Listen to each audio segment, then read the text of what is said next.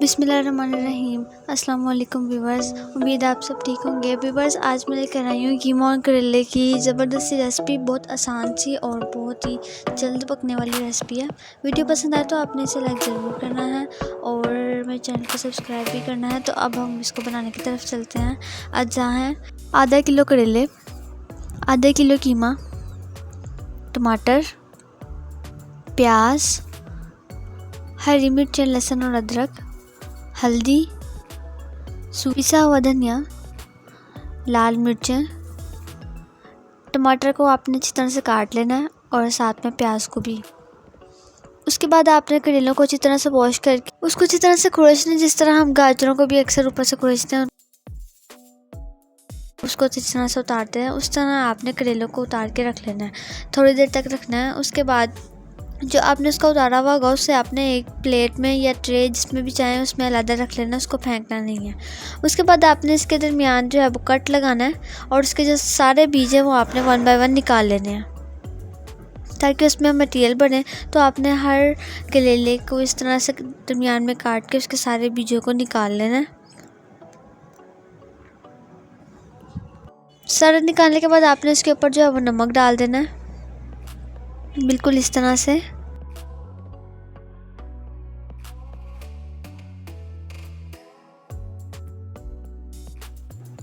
اچھی طرح سے جو ہے وہ اس کو نمک لگا دینا، اندر بھی اور باہر بھی۔ اس طرح آپ نے اس کے درمیان میں جو ہے وہ کٹ لگا لینا ہے۔ دوسری طرف آپ نے ہری مرچیں، لہسن اور ادرک کا پیسٹ بنانا ہے، اس کو اچھی طرح سے پیس لینا ہے،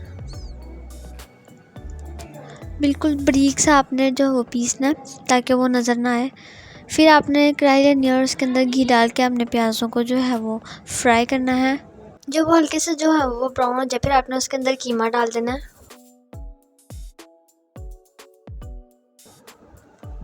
اور اب ہم نے جو ہے وہ قیمے کو اس کے اندر سے بھوننا ہے۔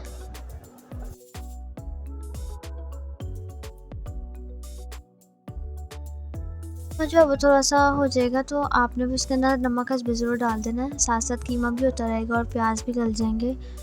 اچھی طرح سے آپ نے جو ہے اس میں چمچ پھیرتے رہنا ہے۔ اس کے بعد آپ نے اس کے اندر جو پیسٹ ڈال دینا ہے لہسن ادرک اور ہری مرچوں کا، وہ ڈال کے آپ نے اس کو اچھی طرح سے بھوننا ہے۔ قیموں کو جتنے اچھے بھونیں گے اتنا ہی اچھا جو ہے وہ اس کی ٹیسٹ آئے گا اور اس کی جو اسمیل ہوتی ہے وہ بھی چلی جائے گی۔ اس کے بعد آپ نے اس میں مسالے ڈالنے شروع کرنے ہیں۔ سب سے پہلے ڈالنے ہیں لال مرچیں، وہ بھی جتنی آپ کو ضرورت ہے، چاہے 1 چمچ ڈال لیں یا آدھا چمچ، اور پھر اس کو اچھی طرح سے جو ہے وہ چمچ پھیر لینا ہے۔ اس کے بعد ڈال دیں اس میں ہلدی،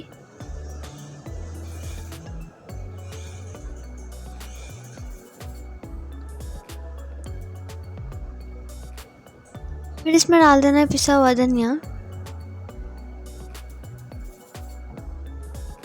اور آلموسٹ جو مسالے جو ہم نے ڈال دیے ہیں، اچھی طرح سے قیمے کو بھوننا ہے تاکہ آلموسٹ جو قیمہ بھی گل جائے، اور پیازوں کو اس طرح سے آپ نے کرنا ہے کہ پیاز بھی اچھی طرح سے ہو جائے۔ اس کے بعد جو ہم نے جو کریلوں کے اوپر سے اتارا تھا وہ آپ نے اس کے اندر ڈال دینا ہے۔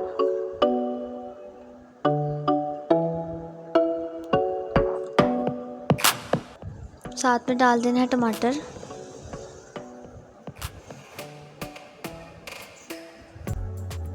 قیمے کو بھوننے کے ساتھ ساتھ آپ نے ٹماٹروں کو بھی جو ہے وہ اچھی طرح سے پیس لینا ہے۔ ساتھ میں آپ نے جو پیاز ہیں وہ بھی اس میں ڈال دینے ہیں۔ کچھ تو ہم نے تڑکا لگانے کے لیے گئے تھے، کچھ ویسے ہی ڈال دینا۔ اس کے بعد جو آپ نے مٹیریل ہم نے جو قیمہ بنایا ہے اس کو آپ نے کریلوں میں بھرنا سٹارٹ کر دینا۔ یہ دیکھیے وہ ٹیسٹی مزیدار سے بنیں گے اور بہت سے لوگ اس نے شوق سے بھی کھاتے ہیں اور بہت سے لوگ کریلوں کو پسند بھی نہیں کرتے، اس لیے قیمہ کریلے جو ہیں وہ اس طرح بنائے جاتے ہیں تاکہ کھائے بھی جا سکیں۔ اور پھر آپ نے اس کو دھاگے سے باندھتے جانا ہے، ہر کریلے میں اس طرح مٹیریل بلکہ آپ نے اس کو دھاگے سے اچھی طرح سے باندھ دینا ہے، اور بھریے گا اس طرح کہ باہر نہ نکلیں، مطلب کریلوں کے اندر ہی ہوں، چاہے کم ہوں لیکن اندر ہوں۔ اور इसी तरह 1 बाय 1 सारे करेले में आपने जो है मटेरियल को अच्छी तरह से भर के और उसके ऊपर धागे लगा के तो आपने इसको एक प्लेट में या ट्रे में रख देना है थोड़ी देर के लिए। उसके बाद कढ़ाई में आपने घी लेना है और इनको अच्छी तरह से फ्राई करना है, बिल्कुल इस तरह। अगर मटेरियल बाहर होगा तो फिर तो सही नहीं रहेगा, इसलिए मटेरियल अंदर होना चाहिए। आपने अच्छी तरह से इसको धागे से कवर करना है और फिर इसको 1 बाय 1 फ्राई करते रहना है जब तक उसका कलर चेंज होता है। अब देखिए उसका कलर भी है वो जो निकल आया, और ये खाने में भी बहुत ज़्यादा टेस्टी लगेगा। इस तरह आपने जो है वो उसका ऑयल निकाल लेना है और फिर जो है वो उसका बाकी मसाले में वो हमने डाल देना है। थोड़ा सा जो आपने निकाला था वो इसलिए क्योंकि इसमें बनना था, बाकी जो है वो हमारे पास मटेरियल था उसके अंदर हमने ये डाल देना है। इस तरह 1 बाय 1 आपने उसके अंदर डाल देना है।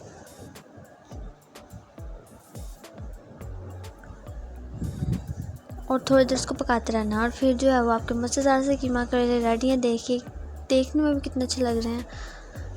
इस तरह से आपने निकाल देने किसी ट्रे में।